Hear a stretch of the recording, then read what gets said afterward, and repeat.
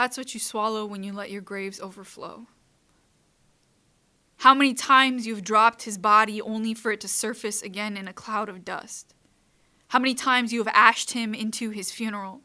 How many times you have replayed it over and over again, the twitch, the shudder. In all the versions there is a shudder and a twitch.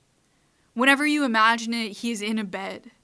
He clutches his chest, or he has long since lost consciousness, and so his mouth hangs open like a grave as he sucks in each breath, and it rattles like there's a piece of metal in his throat.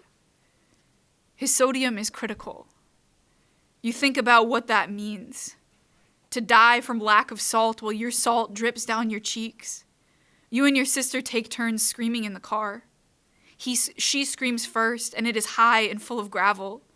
You scream when you are sure she is finished, and you are low and growling like an animal protecting its hard-earned meal. The meal, of course, being grief. As you scream, you imagine his body tumbling out of your mouth, 100 times his body. Thin legs, belly so puffy it looks like it's about to pop. His purple feet, his 100 dying bodies fly out of your mouth as you scream, turn to dust on the dashboard.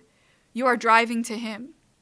To ask him if he wants to go to the hospital or if he wants to die from the low sodium, which, if left untreated for a week, would swell his brain with fluid until he seizes himself into a coma.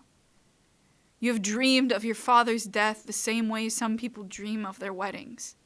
A milestone to mark time, the bookends of an era, the portal into a new life.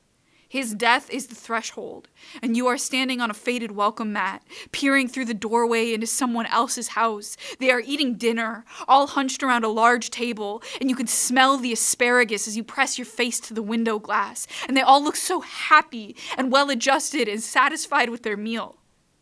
You don't belong in that house. You belong in this one.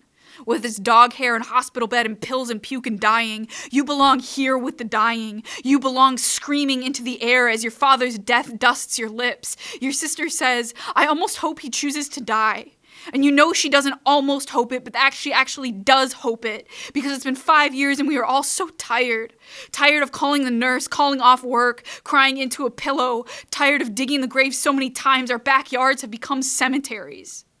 The last time you saw him, you rubbed lotion on his cold purple feet, and you clipped his thick and yellowed toenails. When you pressed down with the clippers, the nail was so thick it exploded into a burst of dust, which flew up everywhere and into your face, and you laughed because it was so disgusting and unexpected and fast.